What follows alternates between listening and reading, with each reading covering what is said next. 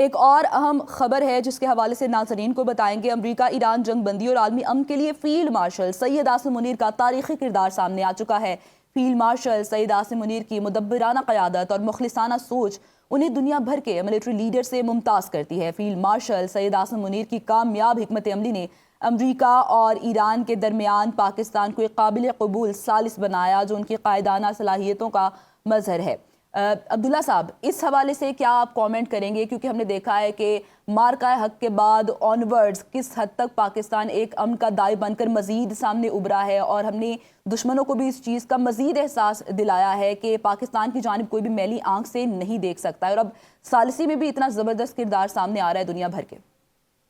دیکھیں،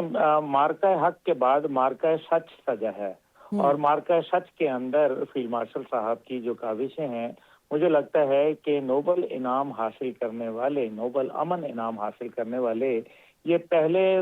فوجی شخصیت بن جائیں گے انشاءاللہ تعالی۔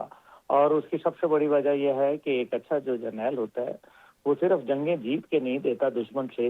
بلکہ پڑوسیوں میں جنگیں بند کروا کے بھی، امن قائم کروا کے بھی ایک جرنیل ہونے کا کردار ادا کرتا ہے۔ میرا خیال ہے کہ یہ ایک بہت الحمدللہ ہمارے پورے پاکستان کے لیے، عالم اسلام کے لیے یہ باعث عزت و افتخار معاملہ ہے۔ جس طریقے سے انہوں نے اپنی قائدانہ صلاحیتوں کو سامنے رکھتے ہوئے پاکستان آرمی کی پروفیشنلزم کو جہاں انہوں نے جلا بخشی اور اس کو ایک نیکسٹ لیول کے اوپر لے کے گئے، ماڈرن وارفیئر کے ساتھ ہمکنار کرایا، اور پھر جس طریقے سے پاکستان فوج کو انہوں نے ایک مزید پروفیشنلزم کی طرف ایک مزید قدم بڑھایا، تو اس میں جدید ٹیکنالوجی کو بھی شامل کیا گیا۔ اس کے اندر جو ہے انفارمیشن ٹیکنالوجی کو،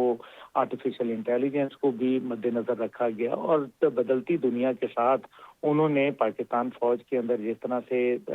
ایک بالکل منفرد انداز کے اندر ٹریننگ کے اوپر ایک اپنا سلسلہ رکھا، وہیں ساتھ ہی انہوں نے سفارتی کوششوں پہ بھی ایک اپنا ملکہ حاصل کیا۔ اور اس کی سب سے بڑی مثال یہ ملتی ہے کہ جب ہم نے مارکہ حق کے بعد دیکھا کہ 2025 کے بعد دنیا نے بھارت کی نگاہوں سے دیکھنا بند کیا پاکستان کو، تو پاکستان کی جو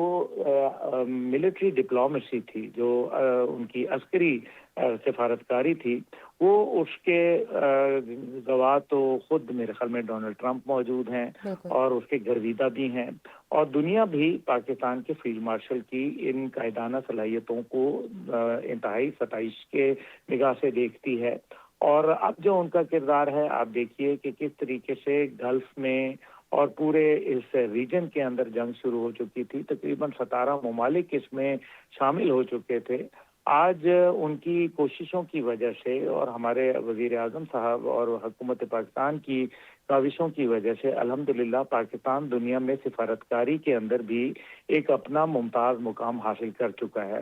اور انشاءاللہ تعالی میں سمجھتا ہوں کہ جو 193 ممالک یونائٹڈ نیشن کے اندر رہتے ہوئے جو یونائٹڈ نیشن نہ کردار ادا کر پایا، پاکستان نے تن تنہا یونائٹڈ نیشن کا کردار ادا کیا، جس سے واضح نظر آتا ہے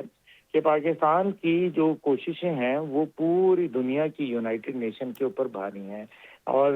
it is a matter of pride for every Pakistani کہ آج ہم دیکھ رہے ہیں کہ پاکستان کا نام مغرب سے لے کے مشرق تک اور جنوب سے لے کے شمال تک وہ الحمدللہ ایک بہت ہی مثبت انداز میں گونج رہا ہے۔ اور سب سے بڑی بات جو فیلڈ مارشل صاحب کی صلاحیتوں کے اوپر میں یہ ضرور کہنا فیلڈ چاہوں گا، مارشل صاحب کی جو صلاحیتیں ہیں وہ اس وقت دنیا بھر میں عیاں ہو چکی ہیں اور کامیابیاں سمیٹنے کا سلسلہ جاری ہے۔